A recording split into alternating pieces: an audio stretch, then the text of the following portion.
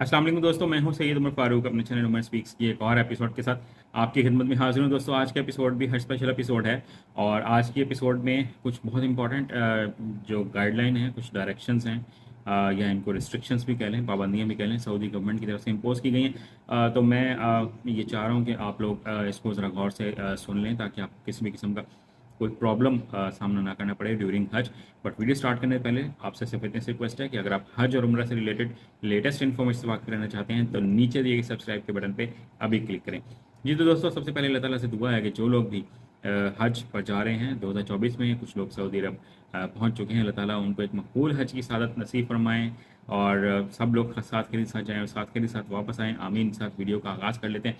तो जनाब, Saudi government ने एक बहुत ही इम्पॉर्टेंट नोटिफिकेशन इशू किया है, बहुत इंपॉर्टेंट गाइडलाइन जारी की है। तमाम पाकिस्तान के न्यूज़ चैनल्स पर ये डायरेक्शंस चल चुकी हैं। तो बहुत से लोगों को आप शायद पता भी हो, बट मैं समझता हूँ जिन लोगों ने अभी तक नहीं सुनी है उन तक ये बात पहुँच जाए। सऊदी गवर्नमेंट ने ये कहा है कि वो तमाम लोग आज़मीन हज, यानी कि जो सऊदी अरब पहुँच गए हैं या पहुँचने वाले हैं, वो हमेशा अपने साथ अपना जो हज परमिट है वो रखें। कि आप लोग अगर होटल से बाहर जा रहे हैं किसी भी काम से, तो आपके पास हज परमिट आपका होना चाहिए। चाहे वो आप उसकी एक स्कैन कॉपी अपने मोबाइल फ़ोन में रख लें, क्योंकि अगर उसका आपके पास परमिट का प्रिंट आउट है तो कैम स्कैनर से आप उसको स्कैन करें, अपना मोबाइल फ़ोन में सेव कर लें। और अगर मोबाइल फ़ोन में भी नहीं रखना चाहते तो आपके पास एक उसकी फ़ोटोकॉपी हर वक्त आपके साथ मौजूद होनी चाहिए। क्योंकि अगर आप विदाउट परमिट मक्का में या जितने भी और इलाके हैं जहाँ पर हज अदा होना है, मिना, मुज़दलिफ़ा या किसी वजह से आप ज़ियारत की वजह से भी वहाँ जा रहे हैं, या आप और किसी और जगह पर जा रहे हैं, तो आपने वहाँ पर अपना हज परमिट अपने साथ ज़रूर रखना है। क्योंकि अगर आपके पास हज परमिट ना हुआ तो आपके ऊपर भारी जुर्माना हो सकता है। अब वो भारी जुर्माना कितना होगा वो उन्होंने बहुत क्लियरली बता दिया कि उन पर 10,000 रियाल जुर्माना होगा जिनके साथ हज परमिट नहीं होगा।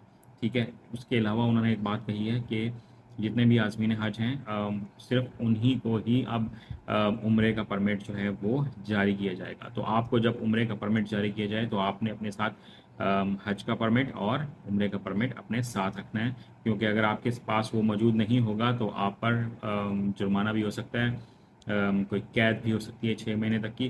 तो उनके कवानीन बहुत ज़्यादा सख्त हैं, तो आपने उनको हर हाल में फॉलो करना है। जो इंस्ट्रक्शन गवर्नमेंट दे रही है सऊदी गवर्नमेंट, आपने उनको हर हाल में फॉलो करना है। अब जो लोग फैमिली विजिट वीज़ा पर या वैसे ही घूमने फिरने सऊदी अरब गए हुए हैं, अपने किसी रिलेटिव्स के पास गए हुए हैं, तो आप लोगों ने भी इस बात का बहुत ज़्यादा ख्याल रखना है। उन्होंने क्लियरली कहा है कि जो लोग भी किसी और वीज़े पर सऊदी अरब आए हुए हैं उन्होंने मक्का मुकर्रमा की हदूद में दाखिल नहीं होना है, क्योंकि उनके पास हज का परमिट नहीं है। अगर वो दाखिल हुए तो उनके ऊपर $10,000 10,000 रियाल, सॉरी 10,000 रियाल जो है वो उन पर जुर्माना आयद होगा।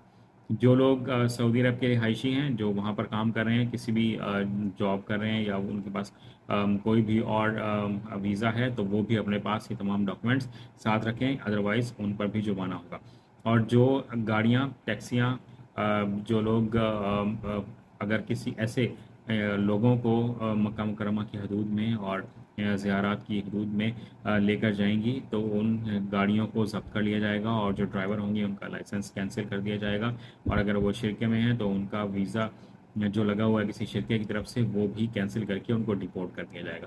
तो आपने इन तमाम बातों का बहुत ज़्यादा ख्याल रखना है कि आपके पास ये तमाम डॉक्यूमेंट्स हर वक्त मौजूद हों। अगर वो तब जब भी वो कभी मांगें तो आप फ़ौरन उनको निकाल कर दिखा सकें कि आप हज करने की नीयत से आए हुए हैं। और हज के दौरान आप अगर उम्रा कर रहे हैं तो उसका भी परमिट आपके पास होना चाहिए। विदाउट परमिट आपने उम्रा भी नहीं करना। चाहे आप हज करने गए हुए हैं, आपके पास परमिट है हज का, और अगर आपने परमिट नहीं लिया है उम्रे का, तो आपने वो उम्रा भी नहीं करना, क्योंकि उनके बहुत ज़्यादा स्ट्रिक्ट बिल्कुल इंस्ट्रक्शन है। और अगर उम्रे का परमिट कैसे लेना है वो वहाँ पर जिस होटल में आप रह रहे हैं वहाँ जो हेल्पर्स हैं आप उनसे गाइडलाइन ले सकते हैं। ठीक है। अब ये तमाम चीज़ें मैंने क्लियर कर दी। अब इसके बाद कुछ एक बात मैंने कल की थी कि उसको थोड़ा सा लोगों ने थोड़ा सा गलत भी लिया है कि हम वहाँ पर जा रहे हैं तो हमने बहुत ज़्यादा चीज़ों का फोकस नहीं रखना। तो मैं एक बात लास्टली कहना चाहता हूँ और इस बात को ख़त्म करना चाहता हूँ कि जनाब, जो लोग यहाँ से हंसी खुशी जाते हैं ना और सिर्फ अल्लाह ताला की इबादत की गर्ज से सऊदी अरब जा रहे होते हैं, तो उनको वहाँ पर बहुत ज़्यादा नेमतें भी मिलती हैं, बरक़ात मिलती हैं।